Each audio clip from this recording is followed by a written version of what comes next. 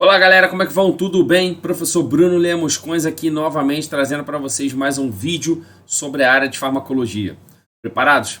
Vamos lá então. O tema de hoje escolhido foi Introdução ao Sistema Nervoso Central, para que possamos entender um pouquinho a sinalização neuronal e aí sim entender mais à frente outros vídeos falando sobre o uso de medicamentos que atuam no sistema nervoso central e onde eles iriam estar fazendo essa atividade no neurônio.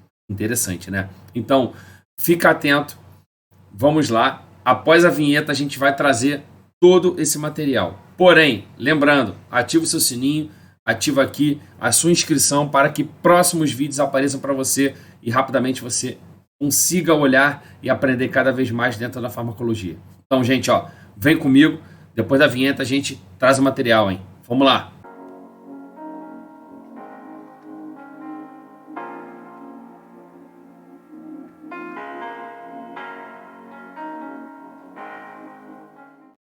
Bem, pessoal, como combinamos aqui, vamos estar falando sobre o início, né, da introdução ao sistema nervoso central, para falarmos aí sobre a atuação de medicamentos no sistema nervoso central.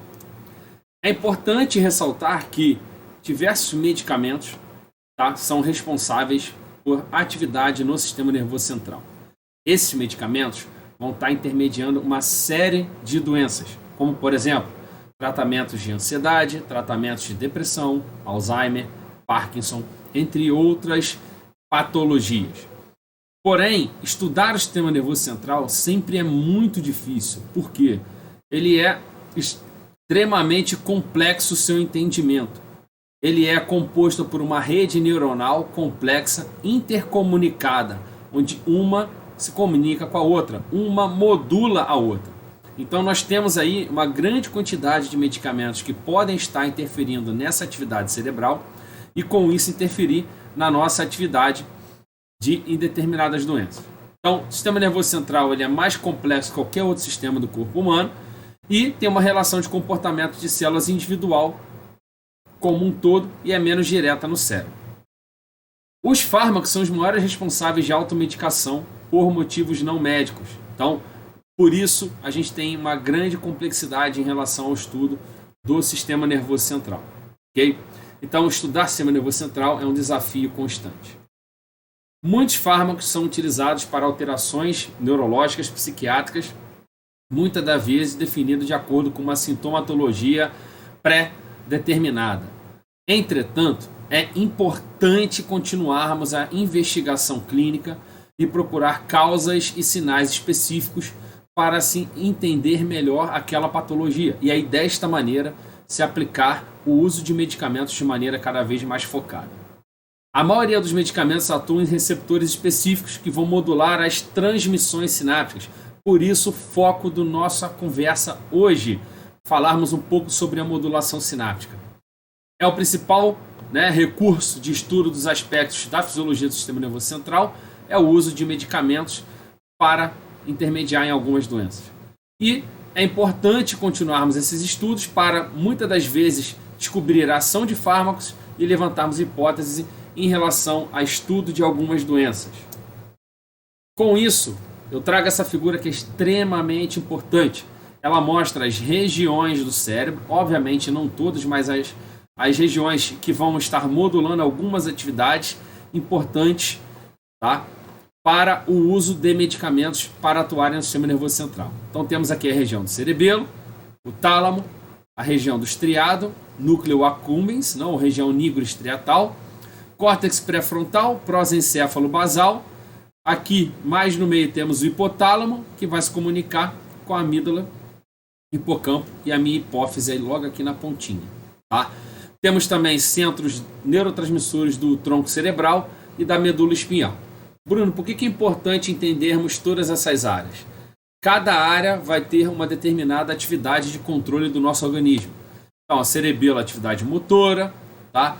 O córtex pré-frontal, ele vai estar controlando uma determinada quantidade de atividades. Então, atenção, concentração, emoções, tá? O núcleo accumbens, então a delírio, alucinação, o estriado, a região motora, e cada região do cérebro vai estar envolvida diretamente com alguma emoção, com alguma sensação ou com algum controle de uma determinada atividade crucial para a vida do indivíduo. Então, o que vai acontecer em distúrbios neurológicos? Em distúrbios neurológicos, nós vamos estar desenvolvendo alteração da comunicação dessas regiões aqui.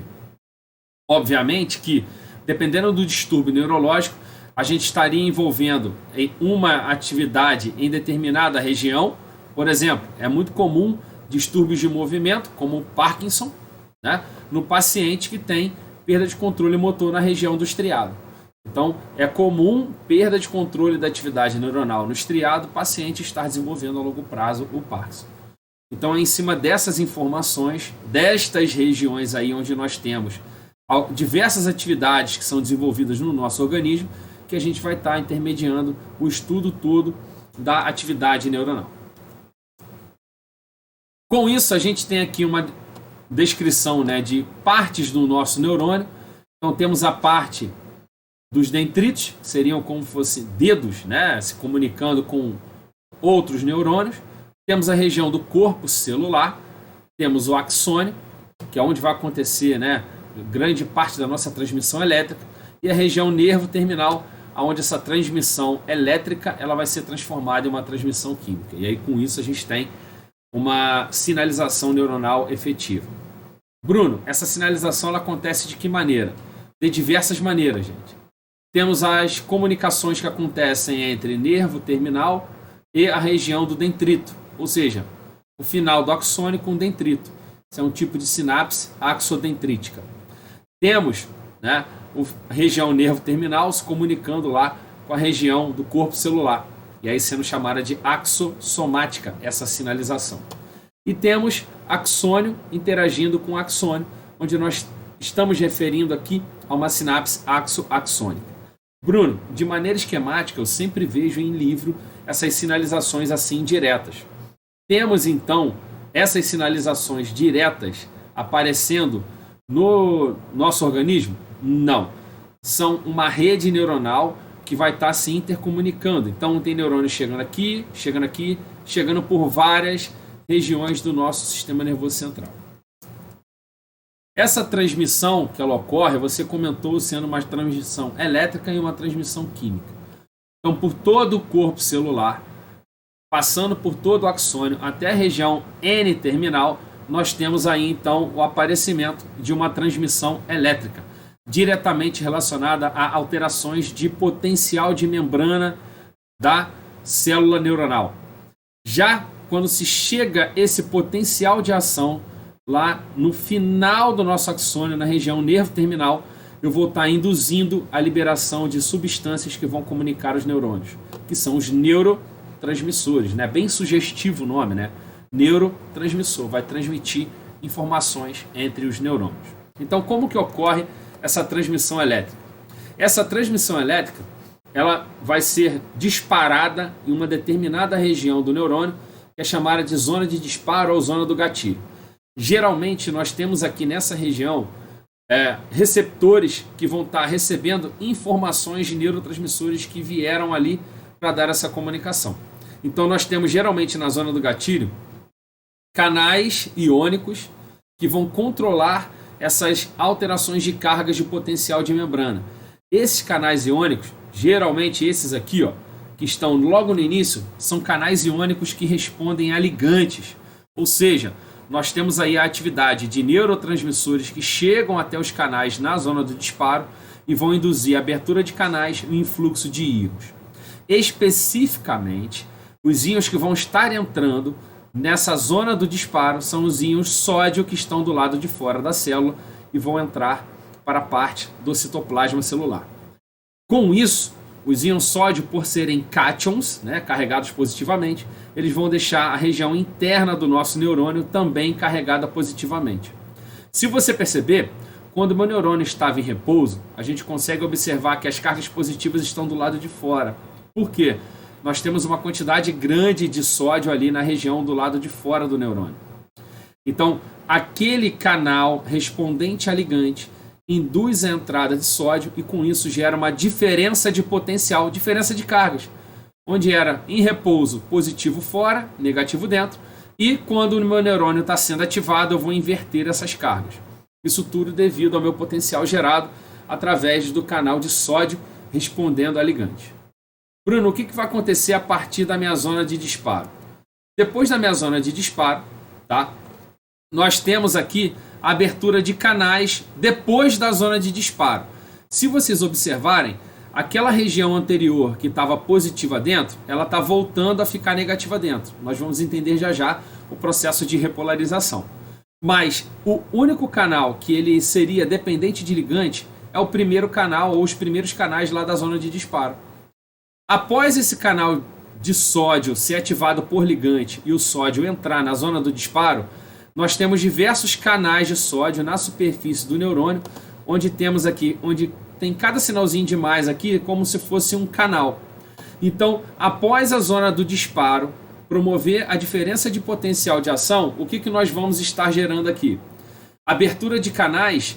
Ao lado daquele canal que responde a ligante, vai ser um canal controlado por voltagem. O que isso quer dizer, Bruno? Logo assim que o dependente de ligante troca as cargas de membrana, o canal ao lado que depende dessa troca, ele vai abrir. E a gente vai tendo assim um influxo de cálcio com o passar, né, de toda a superfície do meu axônio. Então, essas cargas positivas vão influenciar em canais de sódio dependentes de voltagem adjacente ao neurônio para se promover assim o potencial de ação em uma corrente local. Bruno, você falou que as regiões anteriores lá, elas estão voltando, né, ao estado inicial.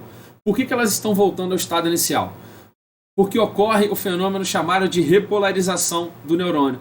Ou seja, nós temos aí então a saída de potássio que tem cargas positivas, e esse neurônio, quando ele induz a saída de potássio através de canais de potássio, a gente consegue aumentar as cargas positivas do lado de fora e temos assim a nossa repolarização, tá? Com isso, nosso neurônio ele fica novamente preparado, entra no seu período refratário, impedindo desta maneira também que o meu potencial de ação, em vez de correr para o sentido da esquerda para a direita, ele vá da direita para a esquerda, que ele volte. Então evita que ele seja retrógrado e ele siga um único fluxo, um único caminho, que seria o caminho em direção à região nervo terminal. Isso vai acontecendo, essa despolarização e repolarização, ela vai acontecendo enquanto o nosso potencial de ação ele vai caminhando por todo o corpo do axônio. Chegando ao final, nós iremos estar induzindo um canal de cálcio dependente de voltagem. Esse canal de cálcio irá induzir a fusão e a migração de vesículas que contenham neurotransmissores para a periferia da minha região N-terminal, nervo terminal, onde estaremos eliminando esses neurotransmissores na fenda sináptica. E aí a consequência ela varia de comunicação neuronal para comunicação neuronal, né? De sinapse para sinapse. Onde nós temos aqui ativação, né, na célula sináptica de outros canais dependentes de ligante. Temos também a ativação de receptores metabotrópicos. Todos eles vão desencadear diversas atividades intracelulares e neurônios subjacentes para desenvolvermos aí um novo potencial de ação. Ou, em alguns casos, esse neurônio está chegando em uma determinada região específica, ativando receptores tanto de canais iônicos quanto receptores metabotrópicos, induzindo atividades celulares que são controladas. Bruno, você falou então de neurotransmissores. Como que esses neurotransmissores vão estar atuando? Nós temos dois grandes grupos de neurotransmissores. E aí, falando especificamente em atividade de neurônio se comunicando em neurônio, nós temos neurotransmissores que são excitatórios e nós temos neurotransmissores que são inibitórios. Então, temos aqui alguns exemplos de neurotransmissores excitatórios, onde eles vão induzir um novo potencial de ação nos neurônio subjacente àquele que ocorreu a primeira despolarização. Já os neurônios inibitórios, eles vão bloquear a atividade neuronal, induzindo um influxo de cloreto muito grande nesse neurônio, hiperpolarizando ele, tornando seu interior extremamente negativo, mantendo ele assim no seu estado de repouso. Então a gente consegue ver aqui algumas neurotransmissões. Temos aqui o glutamato, né? Um neurotransmissor excitatório. Olha aqui o nosso potencial de ação com a despolarização ocorrendo, abertura de canais de sódio, voltagem dependente, quando temos a entrada de sódio ou a despolarização, a abertura de canais de cálcio voltagem dependente. Vamos induzir assim a transmigração e a fusão com a membrana e a liberação do nosso neurotransmissor excitatório. O neurotransmissor inibitório que nós temos são dois, o GABA e a glicina, onde eles estarão atuando em canais de cloreto, e esses canais de cloreto vão induzir a entrada de cargas negativas, mantendo o nosso neurônio hiperpolarizado, diminuindo assim a ativação dele. Então existem momentos em que nós queremos induzir o potencial de ação e existem momentos que nós queremos bloquear esse potencial de ação. Outros neurotransmissores excitatórios que nós temos que seguem a mesma ideia, com despolarização contínua através de canais de sódio e voltagem dependente e a abertura de um último canal de cálcio, né, voltagem dependente, com transmigração e liberação do nosso neurotransmissor para a nossa transmissão sináptica, especificamente esse aqui, a acetilcolina. Temos a noradrenalina seguindo o mesmo padrão de resposta, potencial de ação com despolarização de canal de sódio dependente de voltagem, ativação de canal de cálcio dependente de voltagem, transmigração e liberação da nossa noradrenalina ali nos nossos receptores específicos. E a mesma coisa acontece com a dopamina, influxo de sódio,